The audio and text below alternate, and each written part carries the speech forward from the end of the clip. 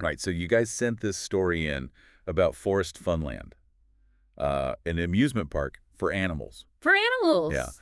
Uh, I gotta say, the concept alone, like, that was enough to get me interested. Oh, yeah. But diving into this thing, it is wilder than I expected. It's fascinating how the author uses this really fun premise to explore all these like social dynamics. You Yeah. see diversity, conflict, and even some satire woven throughout. Oh, yeah, for sure. Like in that first scene with Sammy the squirrel on the zip line, Oh, yeah. he's just zipping through the trees, totally And he's fearless. loving it. Meanwhile, you've got the otters down below, like full-on protest mode. Yeah. Their little signs, aquatic thrills now. Like, come on. I love that detail. It's so good. It really contrasts how different species have these unique needs and desires, right? Totally. Like the zip line is perfect for a squirrel, but for an otter, it's a total bust. Yeah. It makes you think about how often we design things with just one perspective in mind Yeah, for sure. and not considering, the otter perspective. Maybe those otters would be happier with like a log flume or something. Yeah, something a little more their speed.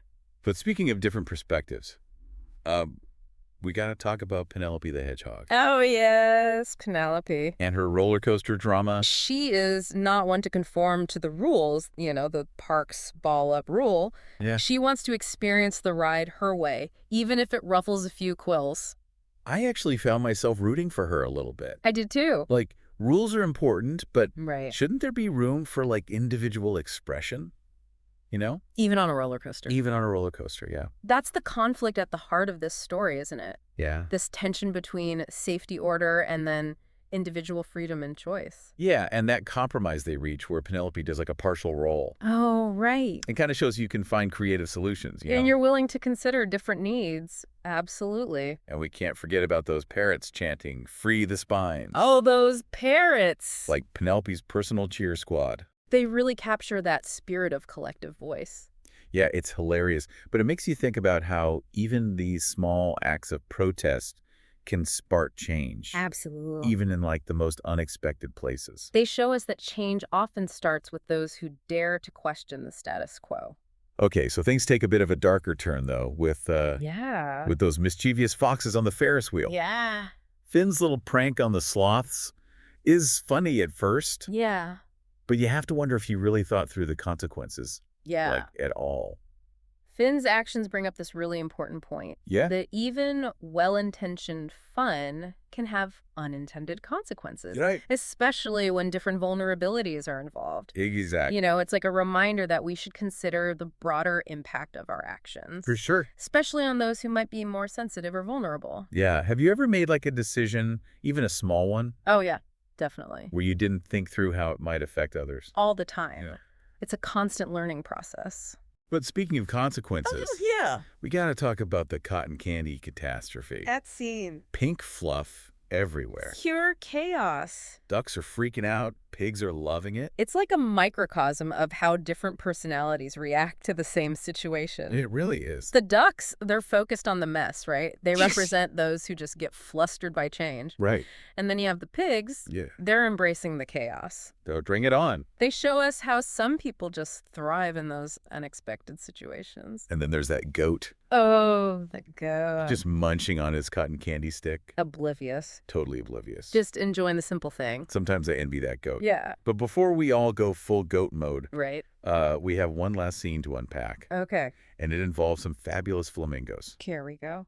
The grand finale, the flamingo dance-off. Oh, yeah. It is a spectacle of, like, synchronized grace and beauty. So graceful. But of course, no performance is complete without a little drama. Right. Enter the peacock. Oh, that peacock Feathers fanned out, ready to steal the show. ready to steal the show. And then bam. Banana peel. Classic. Classic comedy. It never gets old. It never gets old. But that comedic fall actually speaks to some deeper themes. Oh, yeah, for sure. Pride competition, the importance of adapting to the unexpected. Yeah. The peacock's downfall, while funny, reminds us that sometimes trying too hard to stand out can backfire. It's true. It's those who can adapt to the changing circumstances that ultimately succeed. Yeah, you got to be able to roll with the punches. Exactly. Literally in the peacock's case. Yeah, he could have used a little bit more rolling. Yeah, he could have used Penelope's advice. Exactly. That peacock's fall is like a reminder that even the best laid plans can go wrong. Totally. Sometimes it's better to just focus on your own thing, you know? Absolutely. than trying to outshine everyone else. Like those flamingos, they seemed totally unfazed. Yeah, they just kept dancing. They were so confident in their own routine. Like they knew true artistry speaks for itself. Right, their composure is a good lesson. Yeah. Sometimes the best response to a challenge is to stay true to yourself For sure. and just let your actions speak louder than words. Do you think that resonates with your own experiences? Oh yeah, definitely.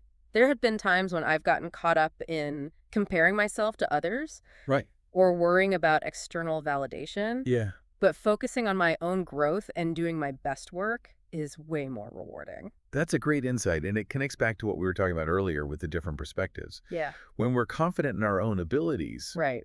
we're less likely to feel threatened by other people's successes. Speaking of different perspectives, I wanted to go back to that raccoon staffer for a second. Oh, yeah. The one who helped the otter off the zip line. All right. It was a small moment, but it really stuck with me. It was a subtle detail, but it says a lot about interspecies cooperation. It does, even amidst all the chaos of the park. Right. It's like, even though they're from different worlds, They were able to connect and help each other out. It gives me hope that we can find common ground, even when we seem to have very little in common. that's a beautiful observation.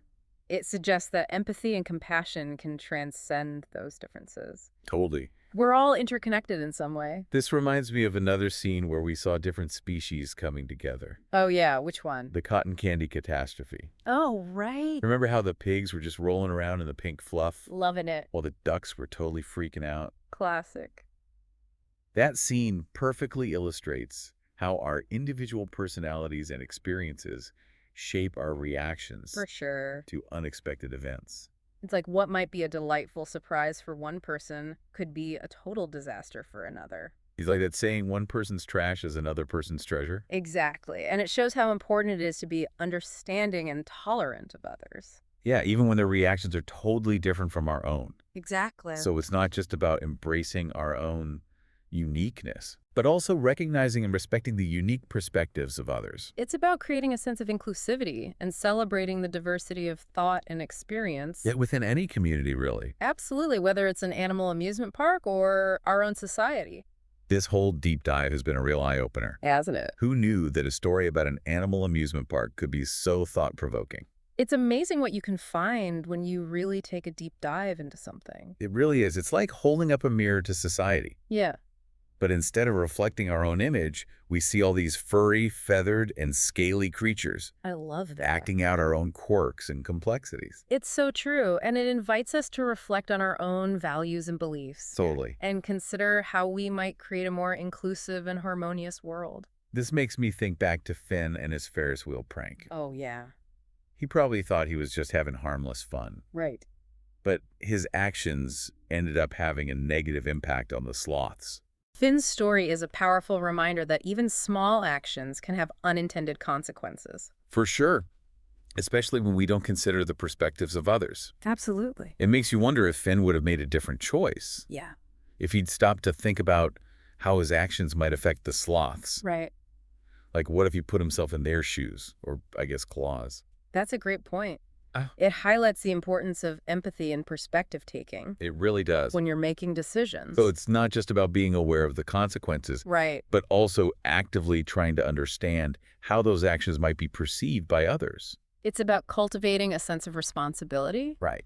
and considering the wider impact of our choices on those around us. And maybe that's the most valuable lesson we can take away from this deep dive. I think so. The importance of recognizing and respecting the interconnectedness of all beings, Beautifully said. regardless of species or personality. By acknowledging our shared humanity, Yeah. even in a story about animals at an amusement park, we can start to build a more compassionate and understanding world. You know, it's amazing how this story about an animal amusement park Yeah. has sparked so many, insightful conversations. It just goes to show you the power of storytelling. And speaking of dynamics, Yeah. there's one thing we haven't really talked about, Okay, what's that? the fashion. The fashion. Yeah, did you notice how each animal's outfit seemed to, Yeah. reflect their personality? Oh, yeah, for sure. Like Penelope's spiky rebelliousness, Right. the flamingo's synchronized sparkle. Yeah. It's like everyone wants to express their individuality. It seems like the author definitely wove in that theme of self-expression Yeah. through their clothes. Even in an amusement park. It makes you think, even with all this pressure to conform, Yeah. there's this urge to stand out, Yeah. to show what makes you unique. Absolutely. And, it ties back to what we were talking about before Okay. with healthy competition. Right. It doesn't always have to be about, like, tearing others down. Think about those squirrels on the zip line. Oh, yeah. They're showing off, but they're also pushing each other. To be better. Yeah, to be better. Exactly. And that's a good thing. Competition with the right mindset can be a catalyst for growth. Totally. It can inspire us to reach new heights. Just like those squirrels. Exactly. Even those grumpy otters. Yeah. Maybe they'll be inspired to create their own, like, aquatic attraction. That's what I'm saying. Imagine the possibilities. It's all about different perspectives, right? Yeah. It can lead to a richer experience for everyone. Instead of seeing those differences as, like, conflict, Yeah. we can see them as opportunities. For collaboration. Yeah. And creativity. So as we wrap up our deep dive into Forest Funland, Okay. I have one final question for you. All right. I'm ready. If this park were to actually exist, Okay. how do you think it would change how we understand animal behavior? That's a really interesting question. Yeah. We've already seen the animals acting so human-like, with their desire for thrills and their social interactions. Yeah. Imagine what we could learn if we actually observed them Right. in a real-world setting. Yeah. Like, what if we discovered sloths secretly love roller coasters, That would be amazing. but they're just too slow to show their excitement? Or maybe raccoons really are naturals at park management. Who knows? The possibilities are endless. It would really challenge our assumptions. Oh, for sure. And maybe even blur the lines between human and animal behavior. Absolutely. Well, I think that about wraps up our wild ride through Forest Funland. Yeah. It's been so fun exploring this world with you. It's been a pleasure. And who knows, maybe someday we'll be reporting live Oh, that would be amazing. from the grand opening of a real-life animal amusement park. I hope so. Until then, Yeah. keep exploring. Keep questioning. And remember, sometimes the most profound insights Yeah. come from the most unexpected places. Like a fictional amusement park. Yeah, filled with mischievous animals. Exactly.